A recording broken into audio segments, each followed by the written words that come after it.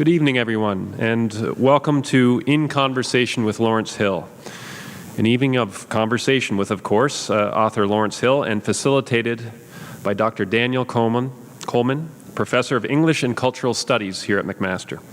My name is Sean Van Koenen. I'm Dean of Students at Mac, and I'm pleased to bring greetings on behalf of the university. I begin by recognizing and acknowledging that McMaster University is situated on the traditional territories of the Mississauga and Haudenosaunee nations, and within the lands protected by the Dish with One Spoon Wampum Agreement. Tonight's event marks the conclusion of this year's Common Reading Program, in which the campus and community have engaged in conversations about Mr. Hill's book, The Illegal, and the issues it raises related to belonging and identity, xenophobia, racism, equity, fairness, and compassion. We welcome members of the Hamilton community as well as our students, faculty, staff, and alumni. Thanks for joining us today on campus. Since September, Lawrence has engaged the campus community in a series of events as part of the Common Reading Program, which have included meeting and hosting Q&A sessions with students registered in the program, as well as with first-year students in the Arts and Science program and in the Humanities Insight and Inquiry course, and also with students from the McMaster English Language Development Program and from several MSU clubs. He has also participated alongside 12 other people in the Human Library, which was an afternoon of learning and discovery through conversations with human books. He has also visited an on-campus book club and led a creative writing workshop with graduate students. The current Common Reading Program has its roots in the Arts and Science program beginning about 10 years ago. In 2011, the Student Success Center launched a pilot summer reading program, and along with the Arts and Science program, our list of partners has grown over the past 5 years to include Alumni and Advancement, Graduate Studies, Faculty of Humanities, Residence Life, our libraries, the campus store, and with financial support of the President's Office and the President's Advisory Committee on Building an Inclusive Community. So it's really been supported by the entire institution. We would welcome new community and campus partners as we plan for 2017, and we are looking currently for suggestions for a book title for next year. And Michelle Corbet, who's sitting in the front row here and whose email is on the half-page agenda you have, if you have any suggestions, feel free to contact her. Before I introduce our next speaker, I wanted to relay a quote from an article I came across just today that I felt was fitting for this event and speaks to one of the roles that reading and that books can play in our lives. The article was about searching out and reading books that do not necessarily align with our personal and political worldviews, and that can help us become more compassionate and understanding individuals. In the article, the head of the US-based National Book Foundation is quoted as saying, "My life is small, and I think books are a way to make your life larger." Lawrence Hill's work has certainly helped to make all our lives larger. Thank you, Lawrence. So now it's my pleasure to welcome Chuke Ibe. Chuke has worked on the Common Reading Program as part of his role in the Student Success Center. He is in his final year of study, undergraduate study, with a double major in political science and communications. He is an international student. He has made Hamilton his home. He's active in student and city politics and spends most of his time in the Hamilton area as a teacher and a poet. He's a member of the Hamilton Youth Poets and was a member of the team that recently competed on the national stage at the Canadian Spoken Word Festival in Winnipeg, and a recipient of the John C. Holland Award for Youth Achievement. Welcome, Chuke.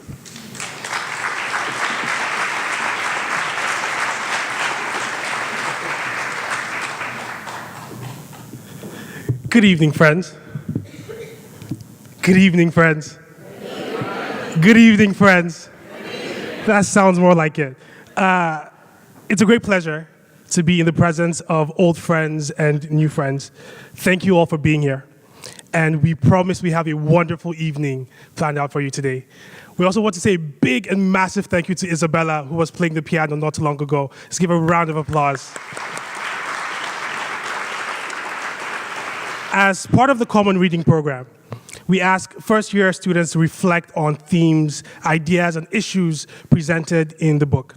Students submit their reflections to enter into a reflection contest. This year, the works of Tiffany C. and Suhaila Abdullahim are displayed at the gallery at the back. We encourage you to read them at the end of the program and engage with our first-year writers. Tiffany and Suhaila will share some of their insights with you. Suhaila Abdullahim is a first-year life science student. She was born in Egypt, but lived her entire life in the United Arab Emirates and recently arrived in Canada to pursue higher studies. She is passionate about the welfare of underprivileged children, English literature, marine biology, and considers Disney World her second home. She is also absolutely ecstatic about experiencing snowfall for the very first time and naming her first snowman SPF 1000. You can find her sitting in the quad behind University Hall, humming the Spirits soundtrack.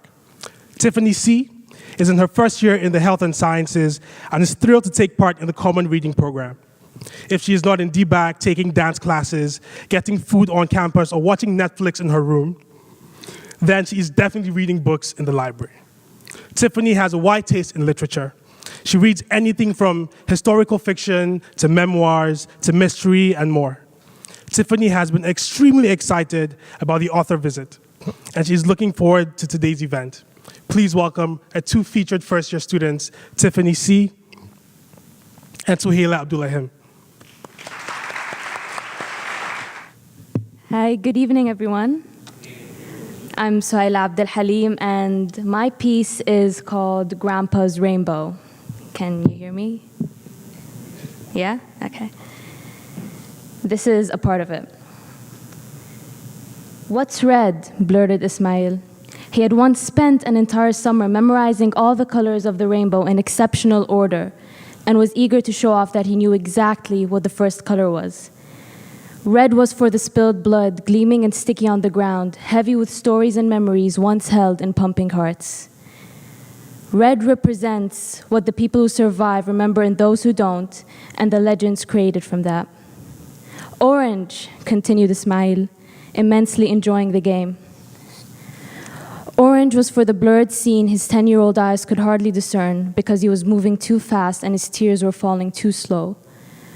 Orange is the reassurance that everything gets better. Yellow, volumes precariously rose as the other children gleefully joined in. Yellow was for his ears gradually numbing to the sounds of blasting tanks and screeching fighter jets. Yellow calls for perseverance in times of hardship. Green, the children were yelling by now, giddy with a sense of power and delight. Green was for the cramped car they fled in, and his neighbor's squirming body tucked beneath his feet. Green represents unity in times of distress. Blue, most of the children had stood up by now, while others belted the word out like a song. Blue was for a father he left behind, and a mother whose tight grip he can still feel on his fingers. Blue is proof that a hero can manifest in the most ordinary of people.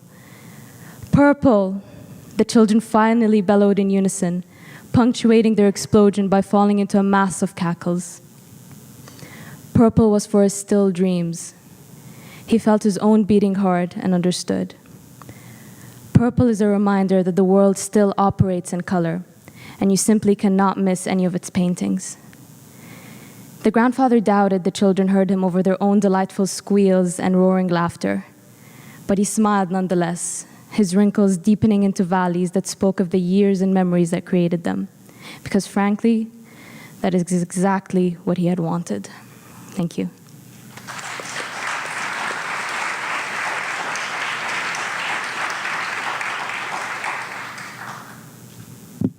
Hello, everyone. How is everyone doing today? Good. So I will be reading my poem entitled My Home Redefined. A loving family, security, a place to stay. This is all I've ever wanted, a home. Despite the terrors I have seen, the nights awake fearing for my life, I have pushed through. This is the life I now live. My home. My sister out of reach, My father permanently gone, perished, my home. But I have discovered myself in running, the fresh air, the freedom, the control. This is what I love. Running towards what I desire most, a home. What is the true meaning of a home? I realize it is not something I had, not something I am looking for. It is who I am. Where I belong, what I love, it is a part of me. My passion, my love, myself, together, my home. Thank you. Thank you so very much for reading those two incredible pieces. Some of the fantastic members of our audience today haven't been able to read the entire pieces at the back. So can you just help us quickly summarize and maybe tell us the intention behind writing those poems and maybe some of the things that inspired you before you wrote them? Hi, so my poem is, the context behind it is a grandfather is explaining to his 6 grandchildren the context behind a rainbow that the community built in a nearby forest. And it was built to commemorate children of war, to negate the darkness surrounding them. And as the piece went on, it shows that the grandfather himself was a child of war. And as he is explaining the symbolism behind every single color, there is a contrast between the children enjoying this game and loving their childhood and his own childhood that was so riddled with pain and loss. And as he's watching the children enjoying the game and enjoying their own childhood, he realizes that that is exactly what he always wanted. He could not ask for anything better than because his grandchildren are proof of his survival. And watching them enjoy their childhood is indescribable for someone whose childhood he was forced to abandon.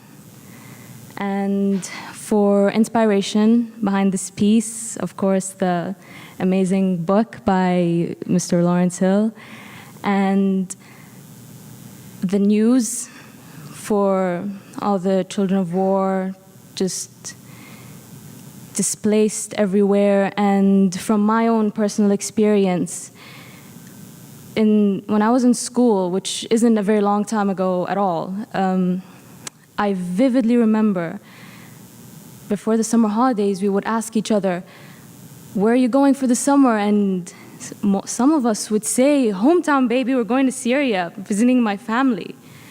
And it's just so shocking and so intense that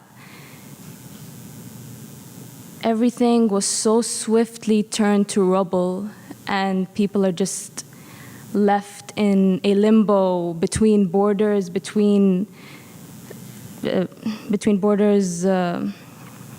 and it isn't always going to be a happy ending like for the grandfather here, and that is not what other people deserve, and that is why I wrote this piece.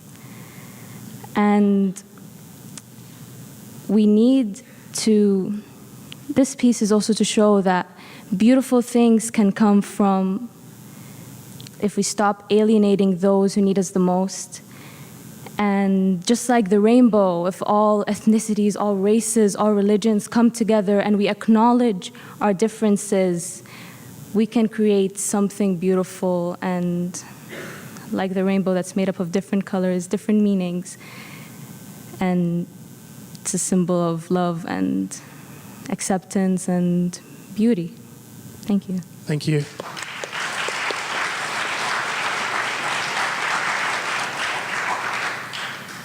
So my poem is kind of following the perspective of Kaida, the protagonist of the novel, and it kind of follows his definition of what a home is and what he thinks it is, and perhaps what it should be as he goes through different events in the novel. And it kind of changes throughout, but for me, what I got most out of the novel was that a home is really what you make of it, and it's not so much what brings you down, but it is who you are, and I guess what you look forward to. And my inspiration for writing this poem is kind of a reflection of myself as well, as because I have been fortunate enough to have a very, very wonderful home. I thought about what I wanted in a home, what I had in a home, and what Kaida had as a home, and I tried to bring that all together into a poem, and yeah, hopefully that explains it. Thank you so much.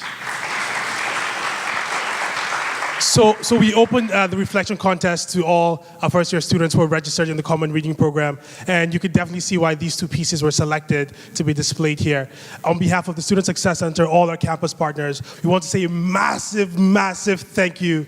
And we also want to give you these 2 gift cards for your hard work, and we just want you to continue being awesome and amazing. And to everyone here, please speak to the authors, encourage them before you leave, and tell them something fantastic.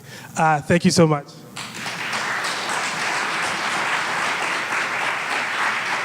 Thank you all so much. Quickly moving on to the next part of the program, I am so excited to introduce Dr. Daniel Coleman, who is going to be the host for the panel, and Lawrence Hill, who is obviously our featured writer for the Common Reading Program.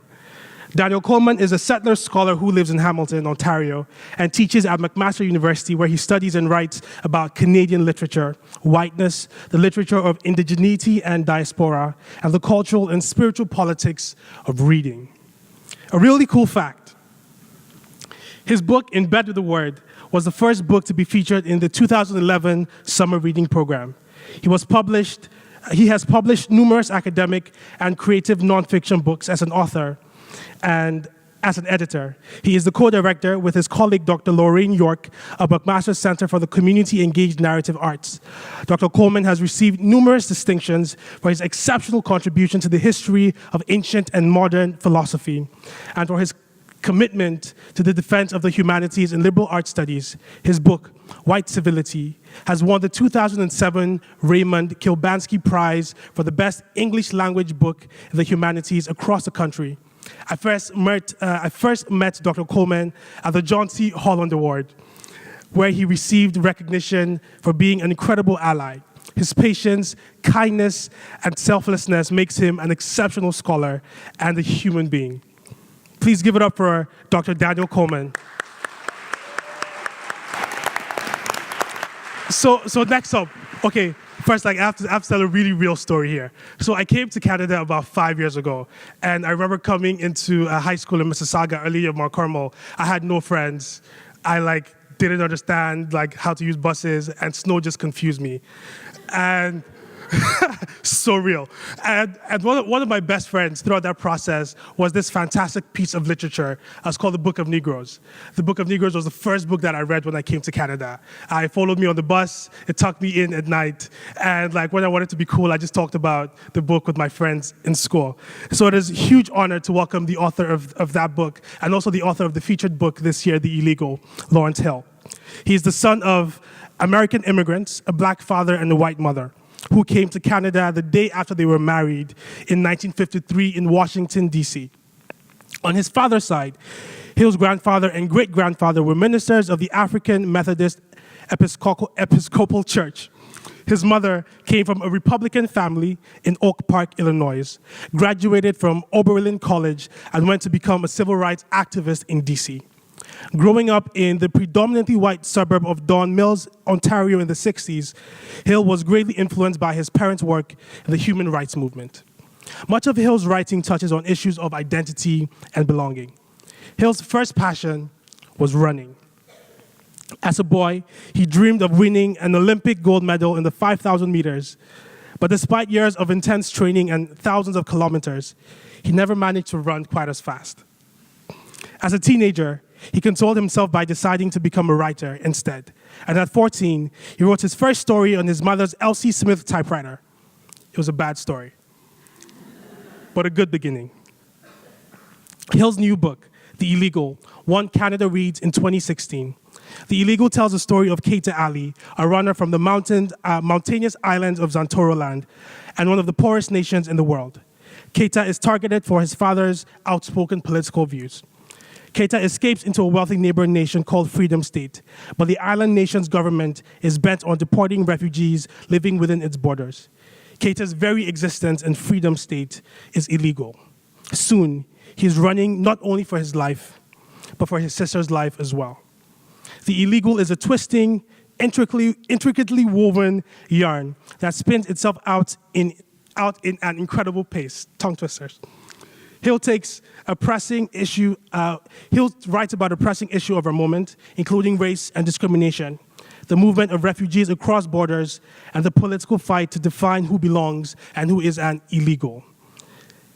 At the fall convocation, Lawrence Hill will be bestowed with an honorary doctorate degree from McMaster University.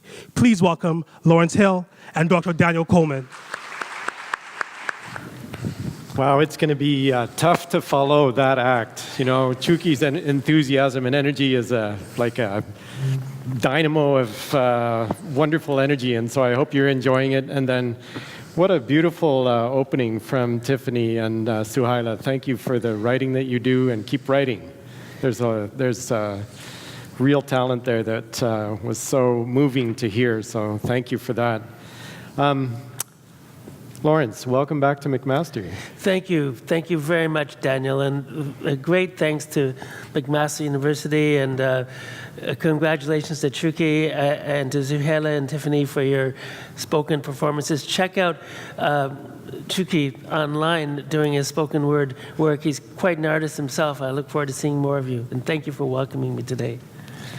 So you and I met almost, I guess, it's almost 10 years ago now when you were writer-in-residence here at McMaster University, and that was the year that your novel, The Book of Negroes, won the Commonwealth Writers' Prize. And I remember you traveling to England to receive the award from the Queen Elizabeth II, and I remember you talking about the buzzer she has, about, you know, you got to keep her really interested, otherwise that finger gets closer and closer to the buzzer. Maybe the rest of us, know how you got that energy for writing the story, from keeping that finger at bay. But I remember that year as the one of huge excitement over the success of the novel and the kind of whole new stage in your career as a writer. So can you give us a brief overview of your career as a writer leading up to that time? Well, sure. Leading up to that time, the biggest challenge, which I think is true for most artists, was how to live while forging out this passion and pursuing it. And whether we're driving buses or operating on patients in emergency rooms, writers have to find a way to survive while they're developing their art, just like saxophonists and dancers and sculptors and poets have to as well. And so I'd had a number of jobs, really, to stay alive while writing. But the driving premise was to find work that didn't soak up all of my creative energies and leave nothing left for me to work on. So I ended up choosing work that I felt would not completely prevent me or inhibit me from moving forward as a writer. So I began as a journalist after university, and I loved working as a reporter, but I was with the Winnipeg Free Press and the Globe and Mail, but it was way too demanding, and I would just run off my feet, and there were 12 or 14-hour days, and it just didn't leave the energy that I needed to write well. Went off to Spain for a year or two just to write around the clock and to see if I had it before it was too late, and I declared myself old at the age of 27. So I went off to Spain to find that, and then came back and had to keep working. So I worked for years as a freelance speechwriter, writing speeches for people I'd never vote for, in order to pay the mortgage and raise children and feed ourselves. And really, the trick was to find a way to live that didn't sap every iota of energy And the American novelist John Gardner advises aspiring writers on becoming a writer about how they might live. And he says, well, you might think about, if you want to be a novelist, you might think about teaching. No, don't teach, it'll burn you out. Then he says, you might think about being a journalist. No, don't become a journalist, it'll cheapen your writing. And then he concludes that the very best thing to do if you want to become a novelist is to live off your spouse. So he, tongue-in-cheek, he's referring to the difficulties of making it as a writer, and artists have to find a way to stay fed for the possibly decades that they may have to invest before any money comes to them, or they may never see much money at all. So it is a balancing act. And so my life up to the Book of Negroes is mostly arranged around hustling for little bits of money that could take care of myself and my family, then having enough to just escape for a month or 2 months to write like crazy, run out of money, go back and write another speech or two, run out of money, and I kept doing that. But as a freelancer, it was possible to sort of drop in and out of the work market without burning any bridges, since I wasn't employed, but just selling my speeches, on a freelance basis. So that's how I was living, really, up until shortly before the Book of Negroes published. Yeah, and that was such a turnaround, real upsurge in your career. And I remember talking to you around that time about how hard it is to launch when things have gone so well with a book, and then there was the mini-series that came with it, and it did so well, to launch into another book and to think about how you would go into a new project, and the result of that is The Illegal. So could you talk about that period of negotiating from the kind of really high moment of how the Book of Negroes had gone, and then needing to launch into this project that we're celebrating together now?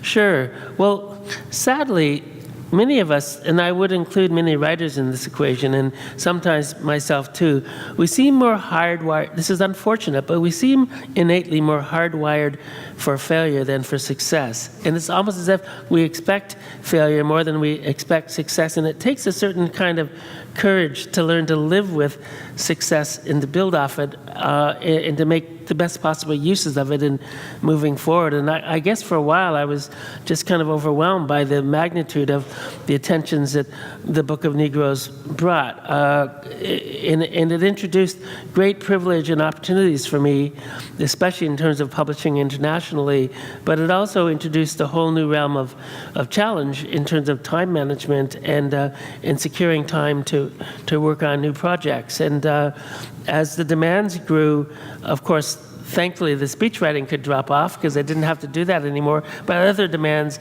kind of emerged in their place, and one of them were just public appearances and around the globe, and working with translators and doing things that I wouldn't normally have been expected to do. And so I had to learn more about protecting my own time and of learning how to say no tactfully and diplomatically to preserve that time, and of the essence of carving out time and space to write, to do what I feel I was brought on this earth to do in terms of work.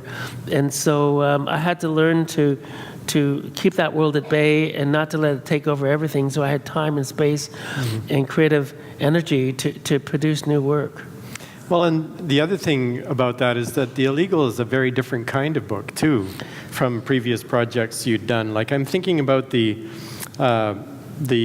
historical shape of both Any Known Blood, the previous novel to the Book of Negroes, and then the Book of Negroes itself. And these novels that look at kind of these historical moments, whether immigrants or escaping slaves in the novel Any Known Blood, or the black loyalists who sided with the British in the Revolutionary War in the Book of Negroes. Whereas in this novel, there's a focus on there's a very different kind of tone, there's a very different time zone, even though the topics such as discrimination and xenophobia and so on come back in the book. So can you talk about the shift in kind of novel that took place in writing this book? Sure. Well, also stylistically, it's a very different book than, say, what we found certainly in the Book of Negroes. And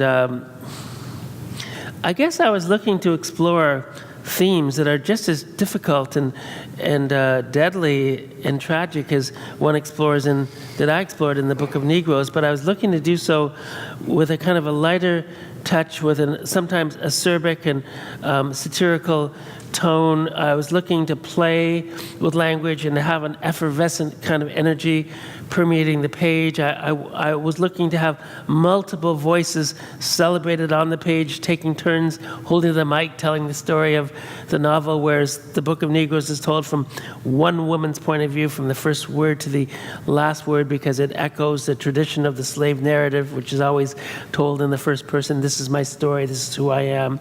So I was honoring that slave narrative, first person narration in the Book of Negroes, but I wanted something entirely more playful and explosive and overtly political in The Illegal. And so I had to learn to write in a very different way, engaging more with humor and with voice and with kind of a narrative buoyancy that was permitted by the imaginary geographies of the story.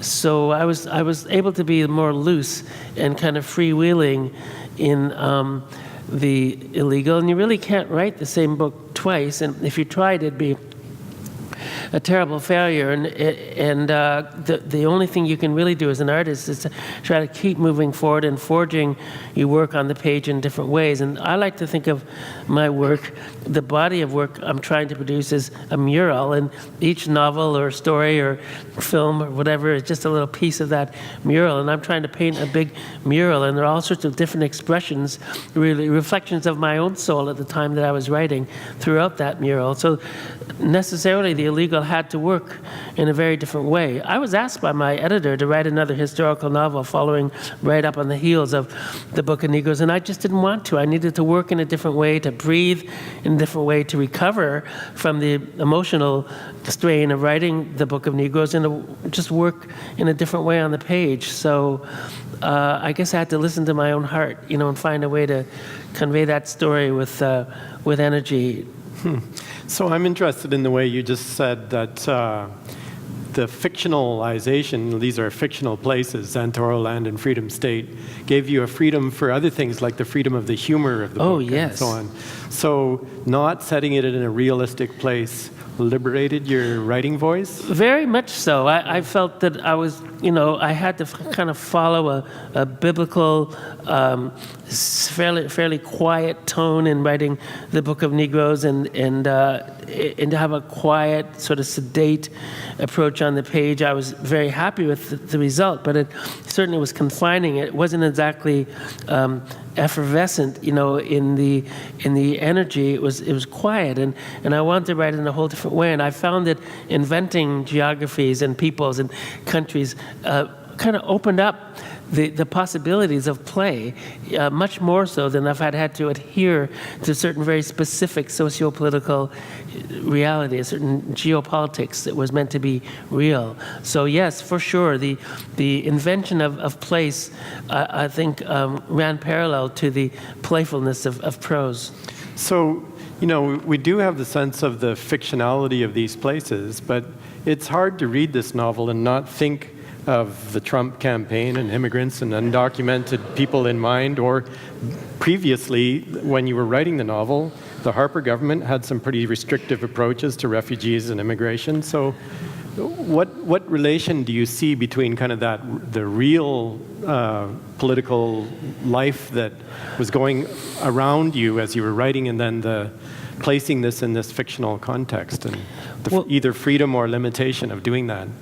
Well, I see very real connections between the novel and the world, but I just didn't want to have to create a world on the page that specifically resembled, in every respect, Canada or the United States or Australia or France or some other country that was well-to-do and invoking perhaps harsh anti-refugee policies. I wanted to be free to create a dystopia as I saw fit, and as spoke to my soul and to my fears about our future. As I was writing, the novel took about 5 years, and in the middle of those 5 years, I went on book tour with The Illegal to France when it was brought out in French, and While I was there, I witnessed the first round of the presidential elections a few years ago.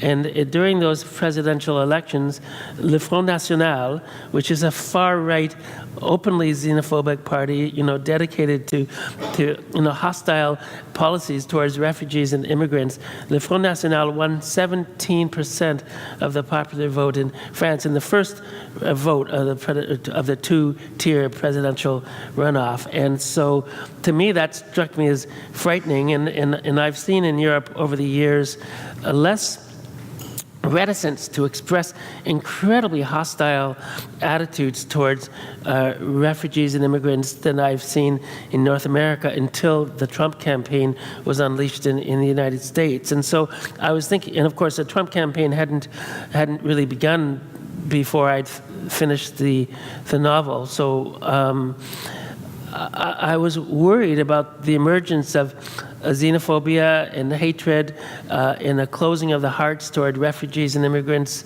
around the world. And I was worried about the idea of a country, a major power, or others, many, sort of letting the evil and the hatred in our hearts trump the goodness in our hearts, and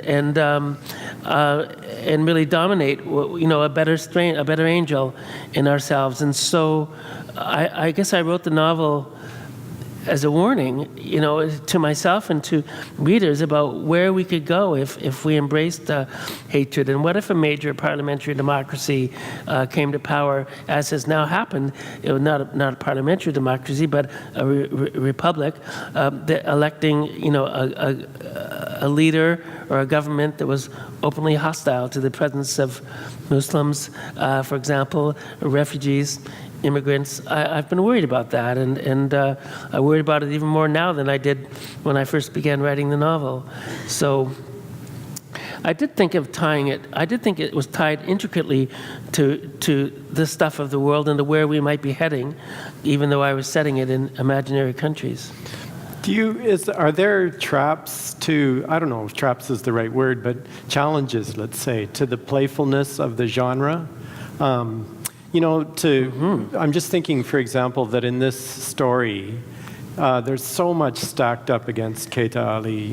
Every factor of his life is threat, and there's so much pressure on him that there's kind of if the novel ended with him not having kind of being liberated from those pressures, it would be a really depressing kind of conclusion to this book. So you've got a pressure to have him relieved of these pressures. He gets citizenship. His sister her situation is resolved, and so on. So the pressure of a novel to present a kind of a optimistic ending to this situation. He's got citizenship in a country that doesn't want him, or there's still the population of people in that country that don't want immigrants to settle in, and so on. So behind the kind of genre of the happy ending, there's still kind of a dark layer that still exists, right? Yes, well, we know, the reader knows that this population has elected a government entirely hostile to and vowing to deport refugees, and vowing to bulldoze the black community in which many refugees are hiding, called Africtown. The reader knows of the massive displacement of refugees, some of whom are drowning en route from Zantorland to Freedom State. And so, yes, Keita manages to kind of squirm out of trouble and eke out a personal victory. It's pretty hard to totally. You can certainly crush a character in fiction, but it would be hard to carry off the novel and to crush this person who's the protagonist. And I didn't really feel the need to crush him. I think the world knows. People understand about the thousands of refugees who are drowning in the Mediterranean as they try to escape their plight and move to somewhere safe. People know how hard it is to move into Canada or the United States or other countries, and how rocky the reception can be when they come. So I don't think it was necessary to take the approach that the novel should be fully realistic. The novel is a novel. The novel is a representation. It's a work of art, that represents the world as I choose and care to see it. So I didn't feel the need to crush Keita, even though in reality the world would be more likely to crush him than to allow him to survive. I mean, another element of this, talking about this book, is the way that you want to set contexts around the kinds of pressures that he faces. And, in previous novels, you've been quite concerned to convey the history around Black loyalists in Nova Scotia, the many Canadians not being aware there's a slavery history in Canada and so on. In this context, you're kind of wanting to kind of displace the pressures on, popular resistance of refugees and immigrants, but you want to kind of set a context around that. So can you talk about the role of fiction to convey these kind of contexts around items that might appear in the news as little items, but there's a larger dynamic around there that fiction can get to? Yes, well, it's hard to imagine and to care about people who are being destroyed or crushed or who are fleeing or who've been displaced by the millions, for example, in Syria. It's frightening to imagine the humanity of people who are drowning in the ocean. Maybe we can think about one little boy in neat clothes who washes up dead on a beach. But it's hard to get our heads around the massive numbers of people who have had to flee or have been forced to flee Syria, for example, who are living in refugee camps in neighboring countries or managing some of them to get over to Europe or into the Americas. It's very hard and it's frightening to imagine the humanity of people who are being crushed and obliterated. And so often the simplest thing is just not to think about them or to close our eyes. I think that's maybe one of the reasons why when we look back at the fact of slavery in Canada and the United States and the Americas, we often just imagine a person who is enslaved as being faceless. And you don't see a name or a face or imagine the person's lover or children or parents. You just imagine a person in shackles with no face and no individuality. And so in my fiction, I seek to give a face to those who are faceless and to give a voice to those whose humanity we have trouble recognizing. And I mean, there are a million ways to contribute to society and to move forward in ways that we care about. And the last thing I think is that fiction has some vaunted role and that my role is more important than any of yours or anybody else's. I mean, there are a million ways to step in. You can be a journalist or a scholar, a historian, an activist. There are many ways to contribute to the debate about refugees in the world today. But one way, not necessarily better than any other, but one way is for the artist to inspire readers, in my case readers, to kind of awaken their imaginations and their empathy. And an artist, perhaps more than a scholar or a historian or a journalist or an activist, an artist sometimes has the ability to just inflame the heart and the empathy and the imagination of the reader, and to get the reader to see the world in a different way and to imagine and to be ready, to feel open, to think about the humanity of people that you might have been more comfortable ignoring up to that point or just not thinking much about. So, I mean, we don't do our work in isolation, and we rely on scholars and journalists and others, to supply us with the facts and the understandings we need to create art. So it's an entirely symbiotic relationship, that between, say, scholars and artists and journalists. But I feel that we artists have a profound role to play in awakening public empathy and in encouraging people to think more deeply about things that might be too painful to normally consider. You've with both the Book of Negroes and with The Illegal, also written screenplays. from the same general storyline. And so it makes me, your comments just make me want to ask you about your experience of those forms. You know, the novel is a long thing, and for writing it, it takes years, and then to read it, you know, it's got a duration to it. You spend time with these characters that's not as available in the 90 minutes of a film or in the, 10 pages of a short story. So would you like to talk about giving the face to the faceless story that you wanted to draw forth and the figures that have been excluded, and the way that the novel as a form, or maybe the screenplay as a form, really works well or presents particular challenges for the vision you have for realizing that? Sure. Well, I feel that the screenplays, say for the miniseries of the Book of Negroes or for the forthcoming miniseries for The Illegal, I feel that... I hadn't realized it was going to be a miniseries for The Illegal. I feel that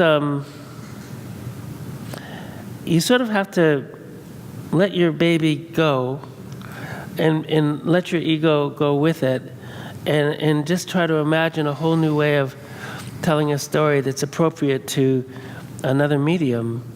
And if your primary objective is to hold up a measuring stick and hope that the product on screen is as close as possible to the one on the page, you as the artist will be incredibly frustrated, and because it's just not going to happen, because the point of adaptation is not to mirror everything in the previous iteration of the art, but to create a new work of art that's inspired by and that's modeled after, but that is new and works in its own ways and has its own exigencies.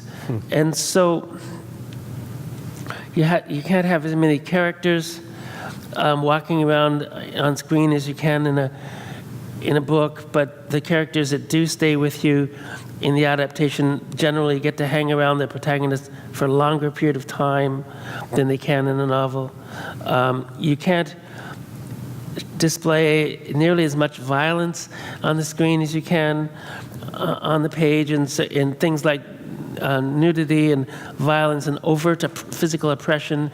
These are things that have to be handled in another way on the screen, unless you're writing some kind of awful bloodbath. You can't go there, because it will just hijack the viewer's impressions entirely. And you can mention something in a book once, and then the reader can sort of filter that through and hold it sort of in the back of their mind. But if you show it once or twice or whatever on screen, it can entirely overtake the viewer's impressions of the rest of the show. And so you have to have a different approach to violence. You have to have a different approach to the management of character. And then, unfortunately, there seems to be an obligation to tell the viewer on screen, more so than in fiction, whether you're looking at a bad guy or a good guy. And it's very hard to be ambiguous on screen about a character's morality, unless it's something like a whodunit and you don't quite know who the killer is.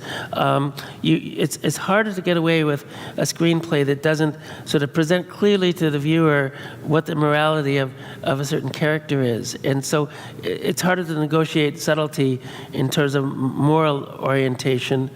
So that's another challenge in adapting to the screen. And then there's the issue of brevity. I mean, a 500-page novel, it turns into a 6 or an 8 times 45-minute miniseries. I mean, necessarily, you can only scratch the surface of the story. And I think, for me at least, the novelist's greatest tool is interiority of voice. I mean, the greatest gift I have to offer you is to help usher you inside the thoughts of a character and show you how that character's mental process unfolds when they're catching a baby or running a marathon. You know, what they're thinking about and how their mind works is my greatest gift to you. But I can't go there in a film. That's not even available to me in a film. I can't offer you the interiority of thought in film the way one can in a novel. So one has to find another way to deliver that story without the greatest tool a novelist can offer. So it really is a radically different way of writing. And as for the line-by-line writing, you know, in a novel, you would hope your prose would be beautiful, whether it's simple or whether it's complex. But in one way or another, the prose should have some zip and some beauty to it. But in a screenplay, you're not concerned with beauty of language. You're just basically issuing directions to the director. You know, move character A across the floor, you know, and so forth. So you're not trying to write pretty. You're not trying to write beautiful language. You're just issuing directions about how people move around and the things they do. So the writing itself is of an entirely different nature than it is in fiction. So it really is trying to learn a different beast. And it's very difficult to write a good screenplay, but it's also very different from constructing a novel. That's really fascinating. I mean, it makes you wonder about these forms and what we're asking them to do sometimes then too. And I think particularly your comments about the interiority of the mind and the duration of the novel, that particularly about situations that are intense and that demand a certain kind of rising of character, as they do in these novels. It's the amount of time we spend with Keita and getting to know him that is kind of transformative for the reader, would you say? Yes. I mean, yeah. And one thing I was trying to get at with Keita in The Illegal, in a way that's totally different from the way I was presenting, say, Aminata in the Book of Negroes, is that you can think of, say, a refugee landing in a country, you know, well, many more than two, but I'm going to refer to two ways right now. You can think about their experiences, and the things that happen to them and the things that they do. But you can also think about the ripple effects that they have on the lives of all the people that they meet and come to know. And I was as interested in the novel in Keita's effect on other people who are living in Freedom State as I am in Keita himself. And I believe that in showing the ripple effect of Keita on other people, we end up absorbing Keita and feeling more about him and more deeply. And so I sort of wanted to construct the novel in such a way that no character would enter the pages of the book except for the piece they want of Keita Ali. Everybody wants a slice or a piece of him, whether it's to write a newspaper article about him or catch him or shoot him or extort money from him or deport him or seduce him. Everybody wants a piece of him, and that's the only reason they're in the book, the piece they want of him and how he has affected them and made them in some way obsessive about him. And so I'm very interested in the interaction between the refugee and the people, you know, who receive, I put in quotes, that refugee. I mean, that's so important because, you know, when we think about official definitions of refugees, I'm thinking about the United Nations conventions and so on, which define the refugee as a person who fears for their safety. And in other words, in order to be categorized as a refugee, to receive refugee status, you have to create this narrative of fear, you know, and be able to convey that as I do have something to fear. It's not okay for me to go back home. So the narrative of fear kind of reduces him as not somebody as something to give, but he does have so much to give. I mean, there's a way that the novel kind of fights against this reductive vision of the refugee as a person who is only a narrative of something to fear. Yes, yeah. He has much to give. And of course, let's remember that today's refugee is tomorrow's civil engineer, is tomorrow's Giller Prize winning writer, is tomorrow's heart surgeon. And so, it's in our interests, economically and socially, as well as altruistically, to reach out to and to welcome refugees.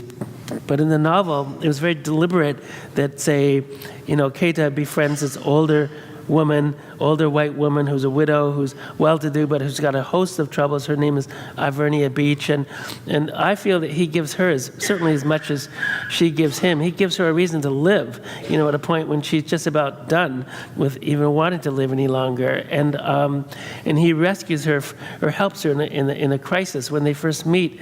And he's the one helping her, and he's the refugee, and she's the citizen of the country, and that was quite deliberate. that their first encounter is actually one in which he is helping her.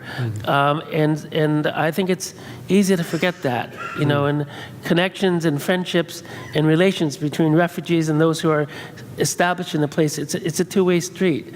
And we have as much to gain as we have to give. I'm also interested in his country music singing. Well, where did that come from? It's funny. I am actually not a fan of country music, but I, you know, when you create a character, you have to ask yourself, what does this character need? And you can't be thinking about yourself. You have to be thinking about the character. And so I'm thinking, well, what does Cato need? Like, he's alone. He's fled genocide. You know, the people closest to him, many of them have died or been murdered, and he's in shock from what he's just fled. He's numb. And he needs a clear, accessible melody, and he needs a story, a lyrical story that's easy to ingest and kind of upbeat.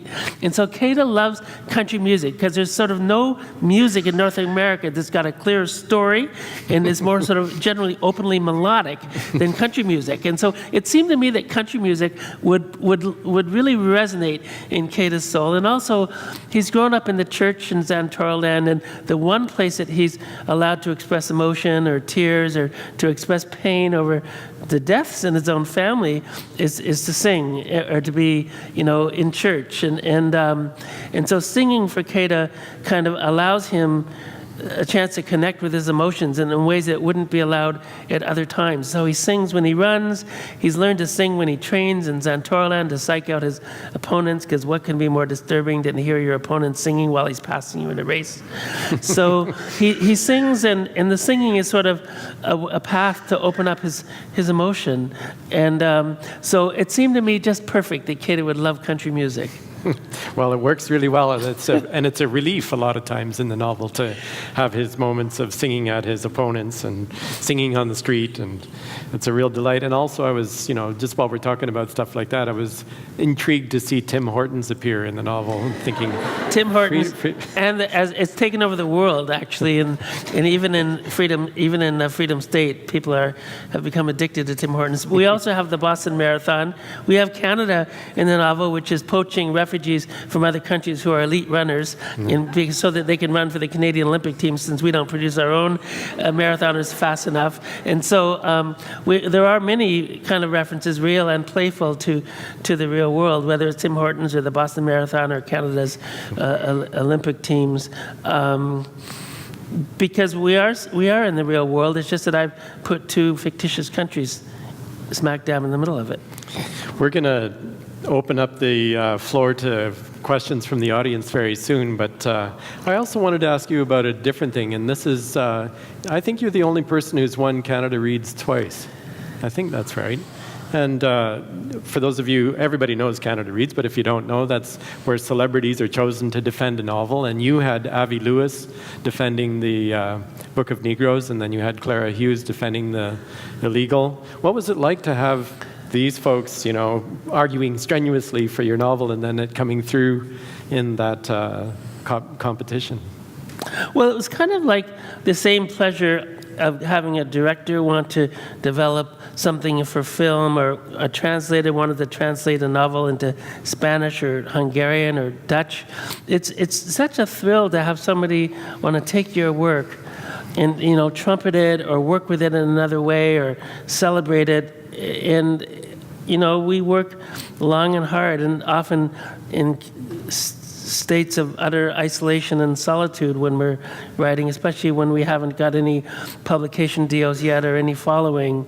So to have somebody such as Clara Hughes or Avi Lewis, you know, step into a book and be a champion for it is just incredibly gratifying. It's, you know, there's this dictum among fiction writers that if you want the piece that's written about you in the newspaper to really have an impact, it shouldn't be in the book pages. It should be in the food pages or the lifestyle pages, or some page where readers don't just go alone. Because you hope that people will learn about your book, not just because they're already buying books and going to the book pages, but because they're in the food section or the lifestyle section, and they become captivated that way.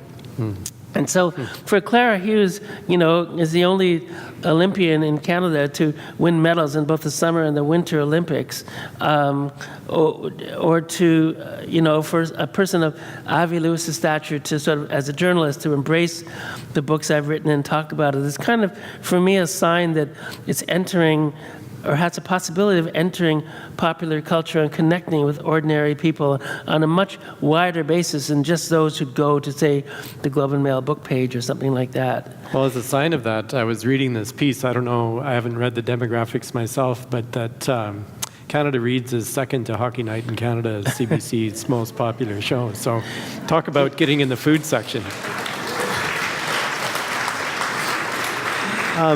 Can I ask you one other question? And the lovely writing from Tiffany and Suhaila today demonstrate that we've got aspiring writers in the audience. And so what advice would you give to a person who wonders about entering the world of writing?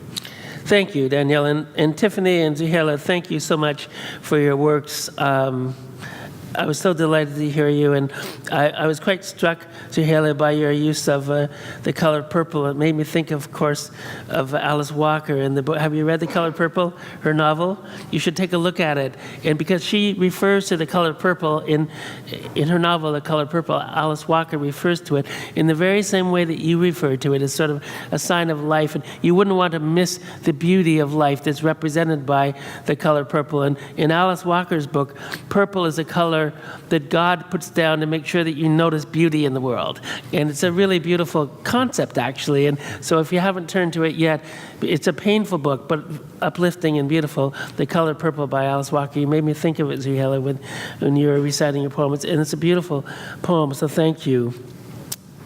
What advice would I give? Well, I would seek to demystify the writing process. Writers are ordinary people who sit in their pajamas and bathrobes at their computers and work instead of putting on a suit or a dress and going to work.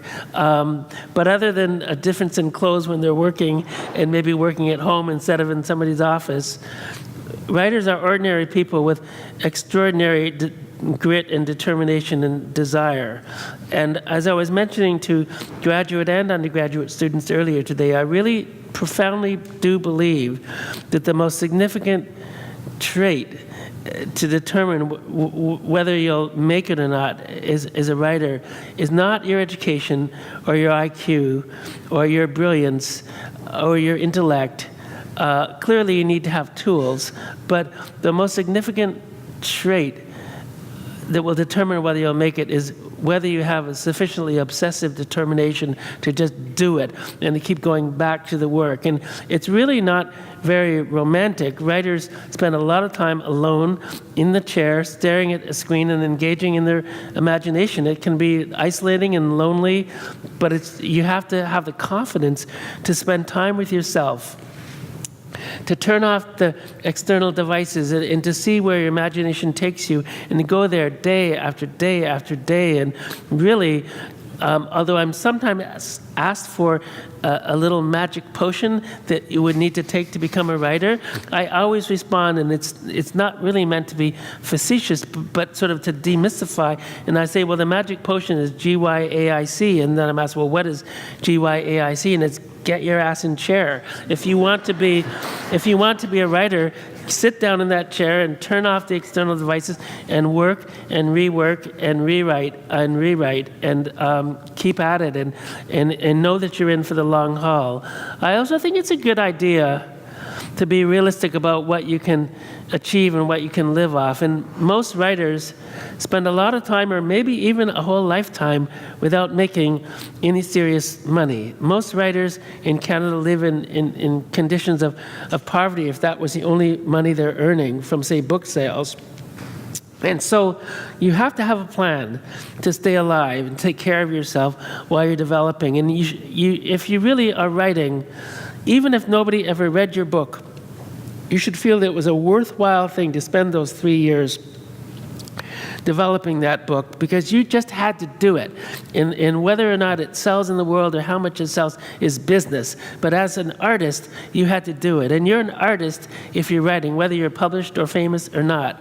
One of the most famous writers of the 20th century, Franz Kafka, wrote Metamorphosis, and he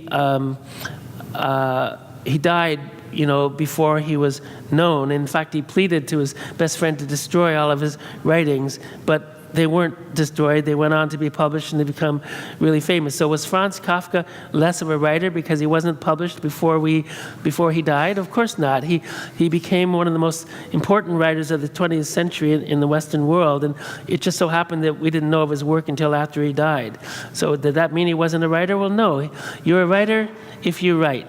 Whether you're writing alone or whether you're writing with an audience of 2 million, you're a writer if you're doing it. So you just do it, and do it as much as you can and as often as you can until it feels like second nature, until it feels like you're doing what you were called to do, and you can be free and natural and easy with it and fearless.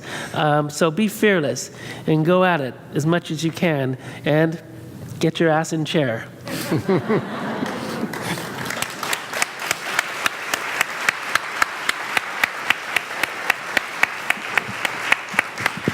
I see that Chuki is stepping up to the microphone, and we've got traveling microphones here, so if people have questions that you'd like to be able to ask Lawrence, then a microphone is, just wave your hand and one of the mics will find you. Hello. Hi. Hi. Could we turn up the house lights at all? It's hard to see out there for us up here. But I believe you're there because I hear your voice. I am. I was wondering, is the character Yo-Yo in Any Known Blood the character Yo-Yo in The Illegal? And if it is, how did he get there? Yes, absolutely. Actually, my first novel was called Some Great Thing. It was published in 1992, and it's set in Winnipeg. And Yo-Yo is a character in that first novel. He's living in Winnipeg as a journalist from Cameroon. And then he really had no business coming back in the second novel, which was called Any Known Blood. He had no business in that novel whatsoever, but he wormed his way in because he wanted to be there. And so Yo-Yo enters Any Known Blood as a kind of a guy who's selling street meats in Baltimore as a refugee. And then he's a minor character in both those novels, and I always thought that I'd like to write a whole novel about Yo-Yo, and I never could quite find my way to it or around it, but finally I managed to write a novel about his son. So Keita Ali is Yo-Yo's son, and so Yo-Yo appears briefly in the opening of The Illegal. So yes, we're talking about the same guy who's migrated from one novel to another to another.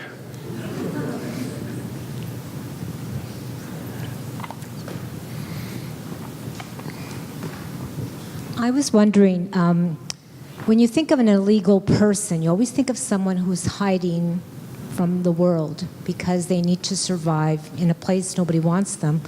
Why did you make your character hiding in plain sight? As I read the book, I'm thinking, oh my goodness, he's there. People see him. They can track him. Why is he so visible? Was there a reason why you made him a runner, and a runner in that high ability level? Why? So the question is, why did I make him a runner, and why does he have visibility if he's supposed to be hiding? Well, Keita really only has one great skill. He spent his life before he was forced to flee his country to stay alive, hoping to make the Olympic marathon team in Xantorland, which produces the fastest marathoners in the world. So he's hoping to become a great marathoner in a country of great marathoners. But when he flees and he goes into hiding, he only has his legs. That's his trade. That's what he has to peddle. So he uses the one great skill he's got, and his only means of earning a living. And I've seen many African runners do this, is they go into local road races, 5K, 10K, half marathons and marathons, hoping to scoop up the $2,000 or the $5,000 he might win if he wins the race. So his only means as an undocumented refugee in a country where he doesn't belong, his only means of getting food money and taking care of himself and his sister is to enter races and to hope to win and pocket some change from winning that race. So he has to take a chance.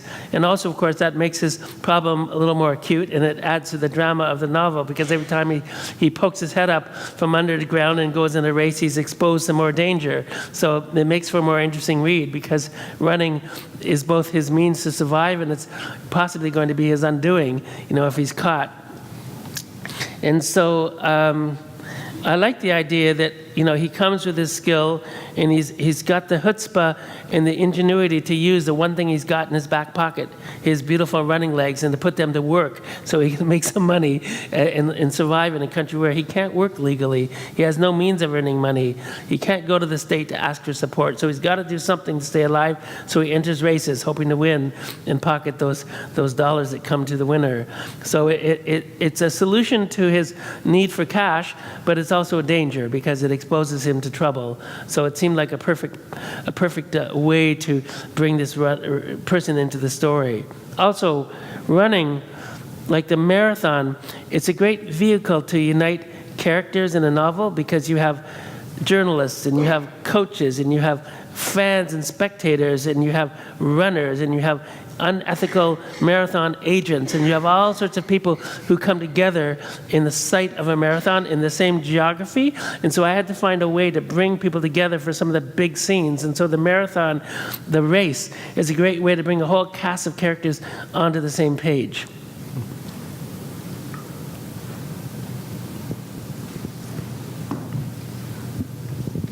Hi. Hi. Just had a question about source. So I was listening to you this morning in the grad session, and you mentioned about the research that you're doing for your books before you write them, and I guess that's why there's such excellent piece of literature.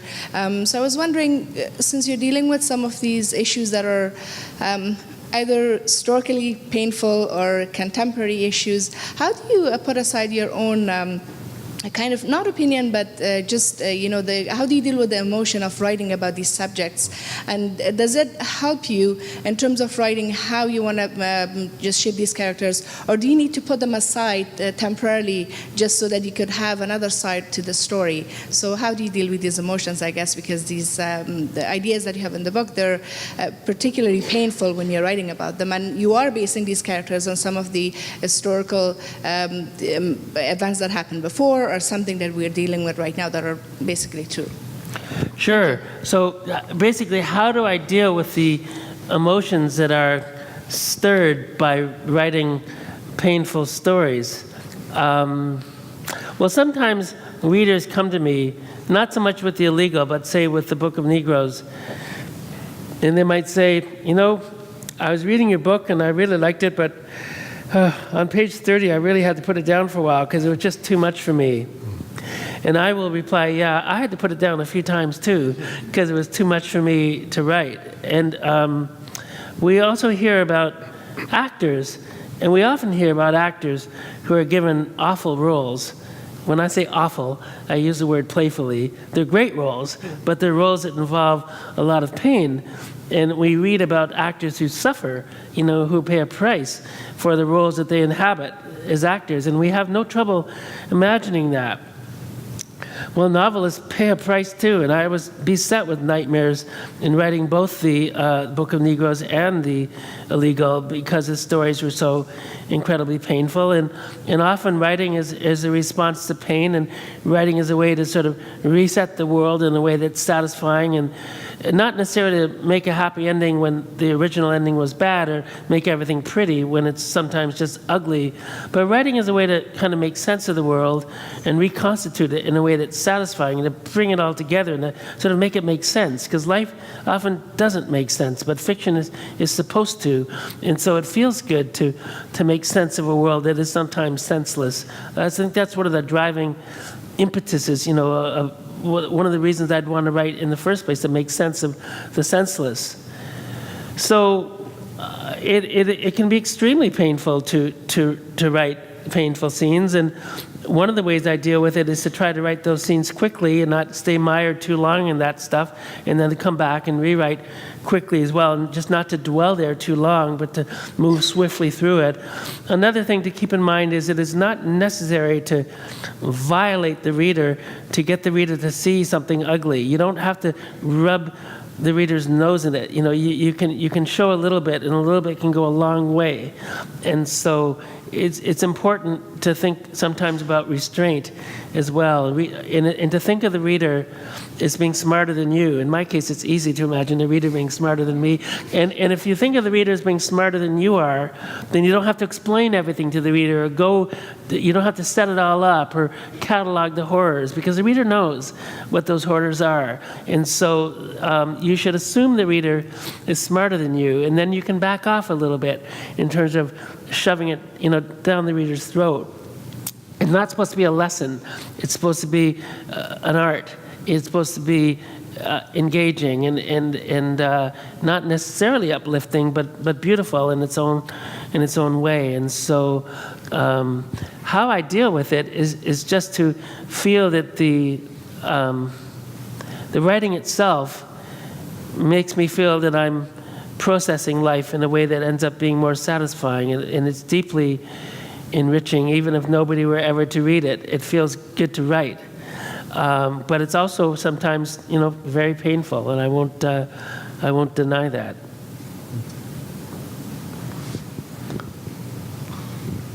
Hello. Could you comment on how you think the evolution of technology has affected how you think as a writer, or how writers actually think? I teach young children, and sometimes it concerns me that everything's so technologically based. Are we the same writers now that we have access to all this technology? That's such a good question. How does technology affect writing, and are we the same writers now that we have access to that technology? Well, it does change us, absolutely. Just like writing for the TV has a different set of demands than writing a novel. And you have to know what the demands are in order to provide a product that will be acceptable. It's got to be 43 and a half minutes long, and if it's a 1 hour show and so forth. There are a lot of very specific demands placed on people conforming to a certain art form. So technology does affect things. I try to counter that by, I certainly write first draft on the computer, but usually most of the second draft I write by hand. And then I find it extremely helpful to retype my handwritten pages, and the process of retyping them actually forces me to juggle yet again with the words, to think about them again, to edit them once more and rewrite them once more as I'm moving from the written word back onto the screen. And so I find it extremely helpful to retype my material, often from the handwritten form, usually from a second draft. And I also find that I can't edit effectively on the screen. There's no way that I can do a thoughtful rewrite of my own work if I'm working on the screen. So I need to, maybe the next generation will feel a different way, but I need to print out that work and write all over it, in triple-spaced pages with wide margins, so I can scribble and write all through the work and write on the back pages as well, and then come up with new work to retype. So I find it helpful to move back and forth between, say, the computer and the pen. I know that Margaret, Atwood writes still by hand, but I write by computer on the first draft because I can go so much faster and just close my eyes and kind of let it rip. So I can move at the speed that I need to typing, much more so than by hand, and then I can go back later and kind of play with the language more with the pen and the written page. But I need the page printed out to work on it well.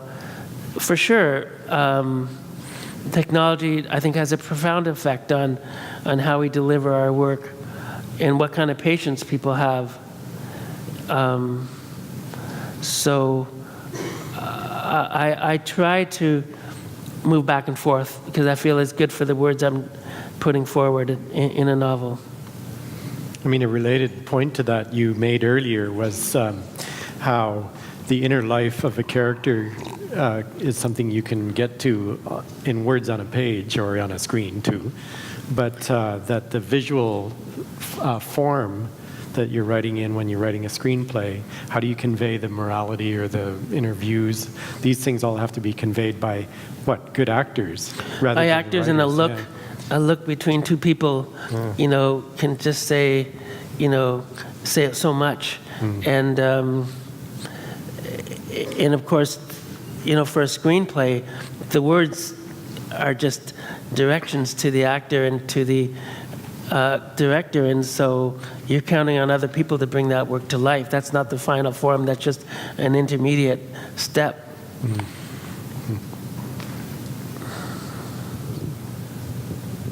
Hey. There's a hand over here too, just on the, go ahead, and then perhaps there's a person on the far right also. Yes? So did your experience with writing screenplays for the Book of Negroes then influence your approach towards writing the legal at perhaps the writing level and then later when you were editing it? I'm really sorry, but I'm having trouble making out your words. Could you repeat that just a bit more slowly and with perhaps a little closer to the mic? So did your experience with writing screenplays after the success of the Book of Negroes then later influence your writing of The Illegal at perhaps when you were writing it and then later when you were editing it? Oh, so did the process of writing the screenplay affect the writing of The Legal? It's hard to tell. I was writing them simultaneously. I seem to always have two projects going at the same time. So I was working on the miniseries for the Book of Negroes for the same 5-year period that I was writing the novel. So it's hard to tell how it influenced me. I'm not sure. I can think of one thing that I learned in writing the screenplay that probably will affect me forever on the page, and that is that the husband of Aminata in the Book of Negroes, he dies off stage. We learn of his death off stage. Aminata discovers that he's died in the ship that's gone down, but we don't see his death. We just discover Aminata learning about his death. And the first day that I met the director of the miniseries for the Book of Negroes, he said, "Larry, you realize you can't have a character die off stage in a film or on TV. You can't sort of tell the viewer, by the way, this guy just died. You know, if somebody's going to die and they're a major character, you have to see them die, you have to see who killed them, and you have to watch the protagonist responding to their death. You know, that's the only way you can handle the death of a significant character." And it was so true that so I had to sort of write another exit strategy for Chikura. He has to die at a different time and in a different way, and Aminata does have to be watching, and he has to live with her for longer than he gets to do in the novel before he is killed. And from that point on, I don't think I could ever write another death off stage in fiction. I think that it just doesn't make sense to me anymore to have a major character die off stage. So that was maybe a little influence, but it's really hard to tell what's influencing me, you know, and I try not to worry too much about it because I don't want to worry when I write. I just would like to write freely and not be sort of picking away at myself as I'm working. I just want to try to relax. So I don't know for sure what's influencing me in any given time. I guess I could speculate, but I'd rather just write and sort of let the writing take care of itself and see where it takes me. Everything influences me, of course, and everything I do will, in one way or another, shape what the next work will be like. But as for the specific influence on my future novels of working on screen as well, it's hard to tell. But I can say that a novel doesn't have to look like a screenplay. It shouldn't look like a screenplay. If you write a good novel, maybe somebody will see a screenplay in it. But a smart director isn't looking for the novel to look like a screenplay. They're just looking for a novel with a great story that they think they can adapt to the screen. And so there's no need to present a novel in any way that vaguely resembles how a screenplay would look. You just write the best novel you can, and hopefully somebody will see in it a story that they feel they can adapt to the screen. So we'll just take our final question for the evening. Thank you. I enjoyed both your books. I was just curious why you chose type 1 diabetes to throw into the mix of its complications. Why did I choose to hamper Keita's running efforts with diabetes? Well, I mean, when I've seen images of the hundreds of thousands of refugees on the run through Europe, trying to get to, say, Germany, and some of them, as I mentioned earlier, drowning, in the Mediterranean, others moving through very hostile lands and trying to find sanctuary. I've imagined these people, these hundreds of thousands of people on the move, and other millions in refugee camps, in neighboring countries. I'm sure that some of them are doctors, some of them are school teachers, some of them may be world champion chess players, but they've become refugees. And some of them have illnesses, and some of them may be pregnant. Some of them may have undiagnosed diabetes. I'm sure many of them do. Some of them have access to medical care, and many of them don't, because they're on the move and don't have anything except their legs to carry them. And it seemed to me that Keita's story would be more poignant and believable if he's struggling with health issues while he's running. And by the way, many Olympians live with diabetes. It's not at all unusual to find a champion swimmer or runner who's got diabetes but has it under control. And so Keita is having some troubles, and some physical issues are really challenging him. He has no idea what's wrong with his body, but he's having troubles performing at the level that he needs to perform at. And so giving him a severe medical problem was my way of making him human. He doesn't just get to enter every race he goes to and win it easily and run off with the money, and life should be more complicated for him than that. So the diabetes is a way of complicating his life and complicating his athletic ambitions. Sounds like the people who want to ask questions have had a chance to do so, so we're welcoming Ken Cruikshanks to the stage. He's Dean of the Humanities here at McMaster University, and we're glad to have you with us. Ken, thank you. So it says I'm supposed to give reflections and thank you, and there's a long list of thank yous for me, so I don't know how much I can do in the way of reflections. Let me just start by saying thank you to Lawrence Hill, and thank you to Daniel Coleman for facilitating the conversation, the fascinating, and thank you to the audience for the thoughtful questions that you gave. It was interesting. I was thinking about how much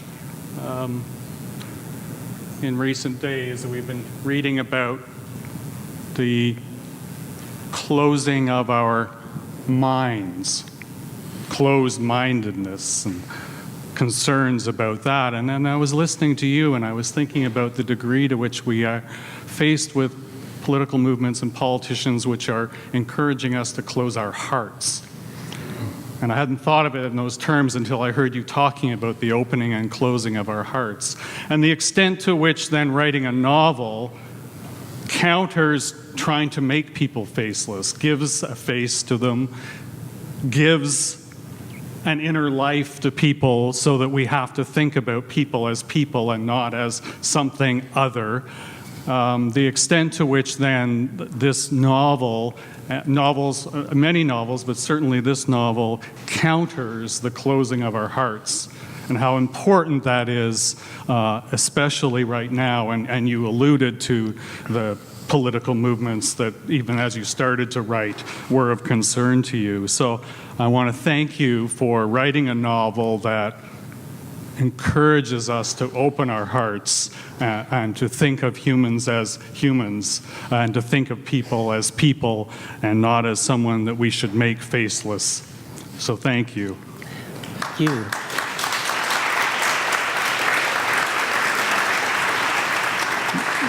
One of the other features of the novel that I've always found fascinating was the extent to which generosity appears at interesting moments in the novels. And from talking to people who've encountered you in your visits to McMaster, I suspect that the reason you're able to write so convincingly about generosity is your own generous spirit.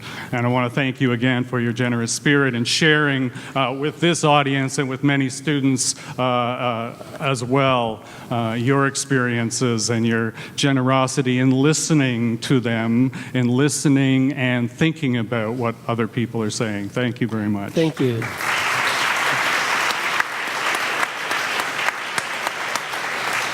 As Sean Van Kunen mentioned in his opening remarks, this year's Common Reading Program and the visits of Lawrence Hill on September 8th and today were the collaboration of many departments and people, most of them mentioned on the programs, but I do want to point to some. My other job here is to talk about thank yous. So I want to thank for tonight's event in conversation with Lawrence Hill, and not beyond Daniel Coleman and Lawrence Hill. I want to thank Alumni Advancement for sponsoring this, the Student Success Center for this and so much of the other work around Lawrence Hill's visits. I want to thank McMaster University Libraries for their highly successful human library. I want to thank my own faculty, but also the Program of Arts and Science and the Global Perspectives Living Learning Community and residents, all of whom have incorporated the illegal in some way into either curriculum or into their programming. And I think it's been a terrific opportunity for us. We only wish that you could write a novel every year and we could just keep using a Lawrence Hill novel. I also want to thank Graduate Studies for their ongoing support of this program and the writing workshops that they've sponsored. I want to thank the campus store. I can't call it bookstore, the campus store, who helped with the branding and ordering, in this case, of a book. I want to thank the Student Success Center again for all the work that you've done around the Common Reading Program and helping launch the Common Reading Program and make it such a success over a number of years. And I want to thank, obviously, all the audience for taking time out of your busy schedules to come and listen to this event and to think about the illegal. So beyond that, the words I have to bring to you are probably close to what come from Ivernia. I don't do fancy. I don't have time for it. This is what I have at home: crackers, cheese, salami, apples, grapes, and an inexhaustible supply of cookies. I suspect that's what we have on hand for you. So there is a reception afterwards, and I welcome you to stay at the reception. There are books for sale. I understand you'll do some book signing. And I also then want to conclude by inviting Isabel Fan back to the stage. I'm not sure if she's back yet from her class. She will be performing. She's a second-year health science student who you heard performing on the piano when you came in, and I understand she'll be coming back to us in a moment. Before I conclude, there are things at my feet that I've been avoiding, and I have to get them out of my way. There are several gifts here. I have to look at the initials on these gifts to make sure they go to the right people. For Daniel. Thank you. Thank you very much. Thank you. Thank you.